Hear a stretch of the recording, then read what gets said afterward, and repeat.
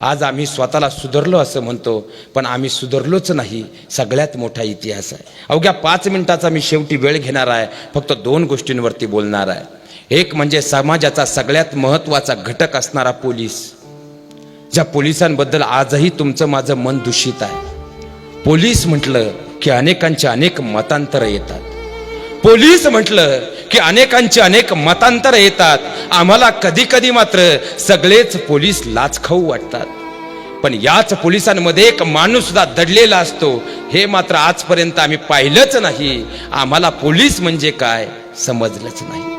Police या शब्दाची व्याख्या एका वाक्यात जर करायची झाली तर प्रत्येक क्षणी जीव ज्याचा ओलीस आहे, ओळखलत का महाराज, त्याचं नाव पोलीस आहे. त्याचं नाव पोलीस आहे. अहो, खऱ्या अर्थानं एखाद्याला वाटतं पोलीस होणं सोपी गोष्ट आहे. ज्याला वाटतं ना पोलीस होणं सोपी गोष्ट आहे, कधीतरी त्यानं भरतीला उतरलेल्या मुलाकडे पाहावं आणि एकदा कधीतरी जीवनात भरतीत उतरून पाहावं. कळतं पोलीस होणं किती अवघड आहे. पोलीस होणं किती अवघड आहे. अहो, आता थंडी या 3 दिवसांपासून पडतीये. या थंडीत सकाळी 7 वाजले ना तरी आम्ही अंगावरची गोधडी बाजूला घ्यायला तयार नाही. याच कडकडत्या थंडीमध्ये 4 वाजता मात्र हीच पोरं पोलीस होण्यासाठी याच रस्त्यानं रनिंग करत असतात, धावत असतात. त्यांच्याबरोबर एकदा धावून पहा, कळेल पोलीस होणं किती अवघड आहे. उद्या परीक्षेची तयारी करायची म्हणून आदल्या रात्रीच त्या ठिकाणी जाणारे आणि झोपायचं कुठं म्हणून मच्छरांमध्ये रात्रभर फुटपाथवर झोपून राहणारे, अरे सकाळी उठल्यानंतर धावत धावत पळत सुटणारे आणि एवढा त्रास घेऊ नये. शेवटी 1 मार्कानं गेल्यानंतर होणारं दुःख जाणून पाहावं, मग कळतं पोलीस होणं किती अवघड आहे. आणि खऱ्या अर्थानं अहो, रात्रीचा दिवस करून कधीतरी आयुष्याचे रात्रीचे दिवस करावे लागतात. तेव्हा पोलीस होण्यासाठीची सगळी कागदपत्र बाहेर येतात. पण ती येत असताना मात्र त्या विद्यार्थ्याच्या घामाच्या धारा अखंडपणे वाहत असतात. भरतीसाठी लागणारी एकदा कागदपत्र काढून पहा, कळेल पोलीस होणं किती अवघड आहे. आणि एवढं सगळं दिव्य केल्यानंतर तो एकदाचा पोलीस होतो, पण इथूनच त्याच्या आयुष्याला खरी दिव्यता प्राप्त होते. महाराज, अत्यावश्यक सेवा असणारा दवाखाना असेल आणि अत्यावश्यक सेवा असणारा मेडिकल असेल, पण आपल्या आयुष्यात कधीतरी आपण तो दवाखाना बंद असलेला पाहिलाय, ते मेडिकल बंद असलेलं पाहिलंय.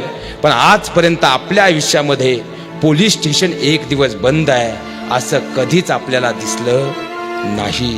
अहो, माझ्या देशाचा जवान बाह्य सीमेचं रक्षण करत असतो, पण हा पोलीस नावाचा माणूस मात्र अंतरंगानं आंतरिक दृष्टीनं आपलं संरक्षण करत असतो.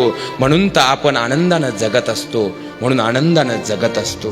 पोलीस अहो, खऱ्या अर्थानं राजकारणाचे, राजकीय नेत्यांचे कार्यक्रम असोत, आपल्या घरातले दिवाळ सण असो, कोणताही उत्सव असो, पोलीस बांधवांशिवाय तो पूर्णत्वाला जाऊ शकत नाही. अहो, खऱ्या अर्थानं रस्त्यावर धावणारा ट्रॅफिक पोलीस असेल, नाही तर गुन्हे अन्वेषण विभाग असेल, दिवस रात्र अप्रवृत्तीशी ते कुस्ती खेळत असतात. म्हणून आपण मस्तीत जगत असतो, हे वास्तव आहे.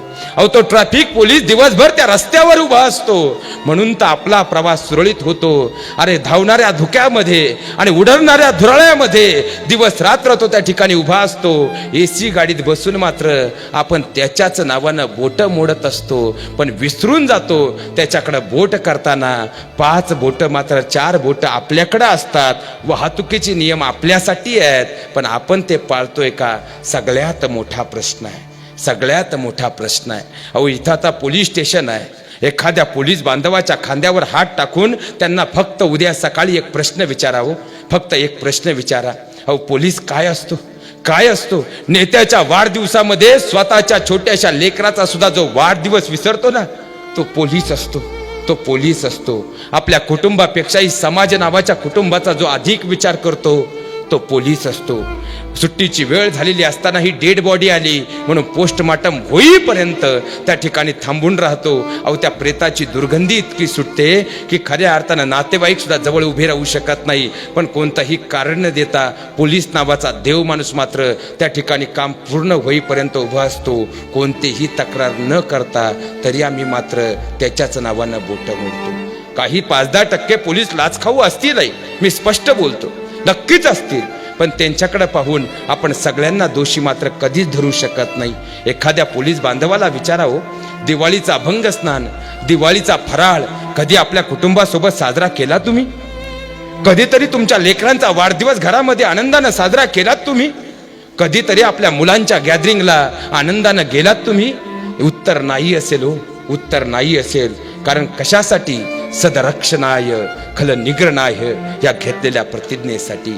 आणि त्यासाठी हा पोलीस आपला स्वतःचा जीव सुद्धा प्राणपणानं कामी लावत असतो.